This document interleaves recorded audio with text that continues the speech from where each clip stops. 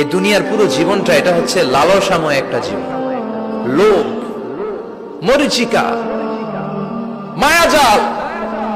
এই মায়াজালে আমরা আটকে আছি, ফলে মৃত্যুর কথা আমরা ভুলে গিয়েছি।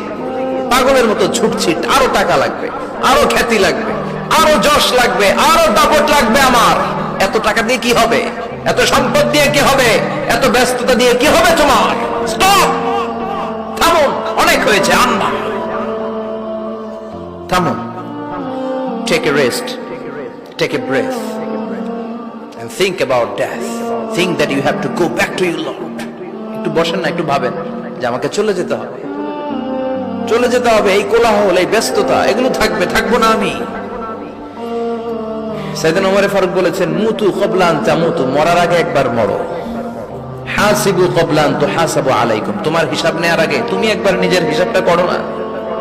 কাগজ বের করে একটু লিখো না, কি কি ভালো কাজ করছিলা, যেগুলো দিয়ে নাজাতের ওসিলা হতে পারে, 1 2 3, আর কি কি আকাম কুকাম করছো দেখো না, লিখে দেখো তোমার অবস্থাটা কি। মরার আগে একবার মরো। মরার আগে খাটের মধ্যে শুয়ে শটান করে চোখ বন্ধ করে একবার মরার ভান করে দেখেন কেমন লাগে। চোখটা বন্ধ করেন আর ভাবেন আপনি নাই, কি কি হতে পারে ভাবেন।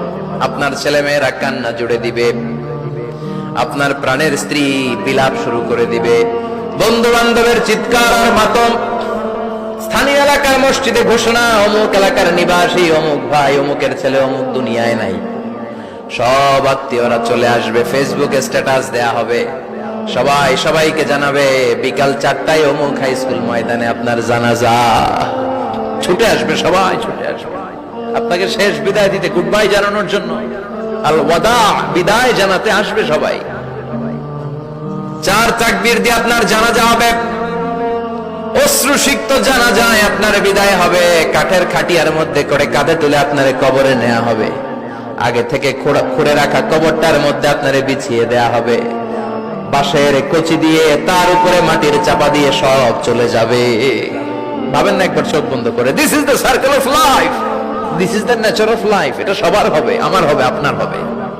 এত মায়া, এত ভালোবাসা কই যাবে? কেউ থাকবে না, সবাই আপনার অন্ধকার কবরে রেখে দিয়ে চলে আসবে। উপরে বাঁশের কঞ্চি, তার উপরে মাটির চাপা, অন্ধকার আর অন্ধকার। এই অন্ধকার যেন শেষ হতে চায় না, শুধুই অন্ধকার, ঠিক কিনা?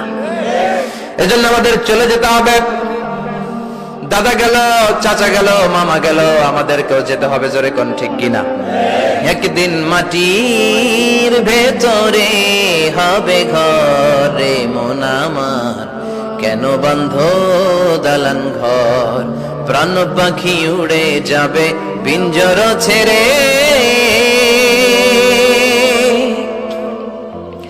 ধরা ধামে সবই রবে, তুমি যাবে চলে, বন্ধু বান্ধব যত, মাতা পিতা যারা সুত, সবই হবে তোমার পরে, মন আমার কেন বন্ধ দালান ঘর, একদিন মাটির ভেতরে হবে ঘরে মন আমার, কেন বন্ধ দালান ঘর, ঠিক কিনা?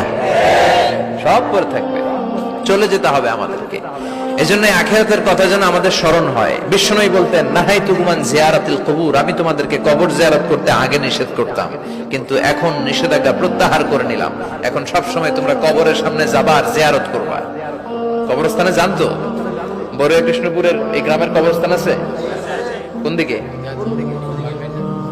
পূর্ব দিকে আছে, গোখরার জলের ওদিকে। যান আপনারা, একটু যাবেন, একটু গেলে আখিরাতের কথাটা স্মরণ হবে। ওখানে ছোট শিশুরা শুয়ে আছে, কিশোর যুবকরা আছে, আপনার মতো তাগড়া যুবক মুরব্বীরা আছে। এরা এই এলাকায় থাকতো, এরা আকাশ থেকে নেমে আসে না, এই এলাকার সন্তান, আজ নাই। একটা সার্টেন পিরিয়ড শেষে আপনিও থাকবেন না। This is the nature of life, this is the circle of life.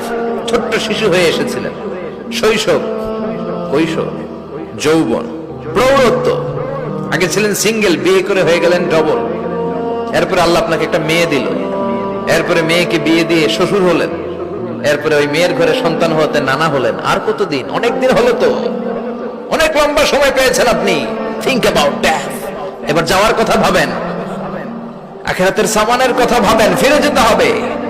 কি শক্তিশালী যুবক, বার্ধক্য চলে আসলে লাঠি ছাড়া চলতে পারে না।